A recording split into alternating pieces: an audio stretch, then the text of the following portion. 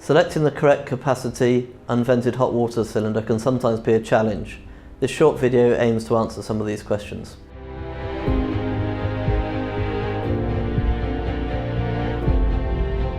So the first thing to consider when selecting the correct cylinder would be the capacity required, the volume of the cylinder, and this would depend on the amount of usage, the amount of outlets, showers and baths, etc. throughout the property. Another consideration we have to bear in mind is the potential varied demand.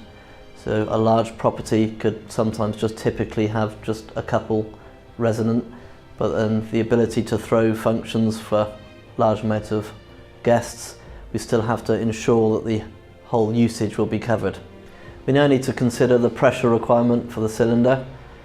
Typically we have two ranges from 0 up to 4.5 bar, then 4.5 to 6 bar, which will cover for properties of up to 8 to 10 stories. We need to calculate what the static height above the cylinder is to ensure we get correct pressure through the building, and especially on the top floors. We also need to consider any space or access restrictions. We have a horizontally mounted option if there's any height restrictions, and we can also link multiple units together to create the correct capacity. So just to summarise, to calculate the capacity required, we need to know the number of hot water outlets within the property and any potential varying demand.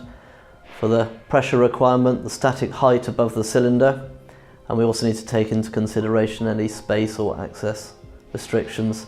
With this information we can specify the correct cylinder for you.